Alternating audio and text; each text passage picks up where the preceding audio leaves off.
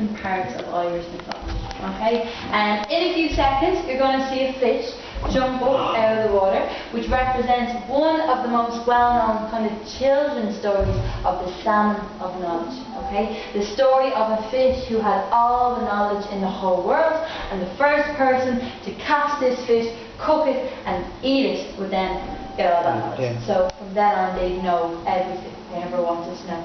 And the same man who built the Giant's Causeway, the Irish giant Finn McCool, when he's a kid, he ends up taking the first taste of the salmon, and from then on he knows everything and goes on to become one of the greatest soldiers in Irish mythology because of it.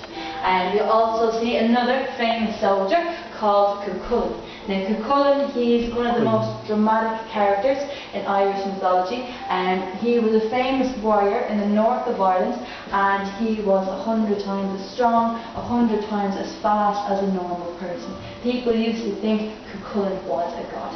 Okay, you just couldn't defeat this guy, so don't try. And he pops up in a lot of the stories. I'll mention him a few times. You'll also see the Tuatha Dana. It's believed all Irish fairies are descendants from the Tuatha Dana. Okay, these were people who came to Ireland hundreds of years ago. They came to Ireland, they wanted to live here, but when they came, you already had Irish people. Okay, the Gaels. And the Gaels weren't happy about these new people coming over. There was a huge war, and the Tuatha Dana lost. The Gaels said, look, we'll stop fighting, we'll split the country in half. We'll take over the top part of Ireland, and you can have the underworld. So the Tuatha Dana were forced into the hills, into the mountains, and they became what we know today as the Irish fairies. That's why it's believed that Irish fairies live in fairy hills and fairy trees all around the country. Okay, and because of the fact that the fairies were forced underground, they didn't want to be there. Okay, they didn't like it, and as a result, Irish fairies didn't really like Irish people.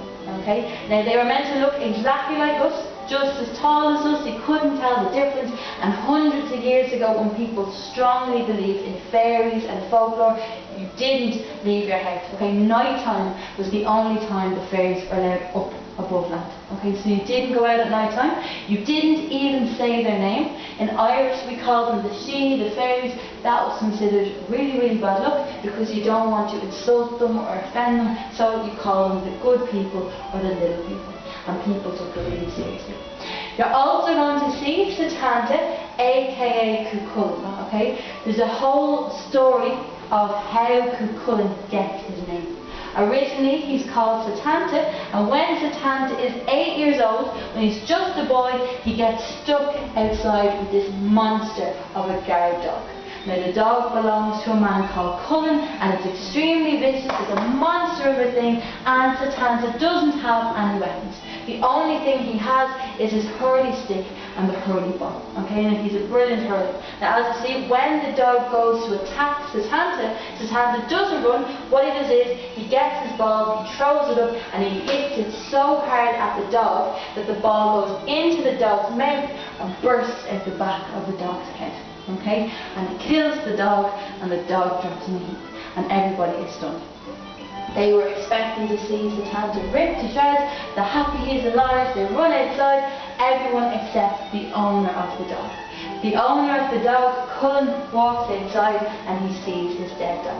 And he's not impressed. He says, what am I going to do? This dog has guarded my house for years. Okay, it's never let anybody go by, and now it's destroyed.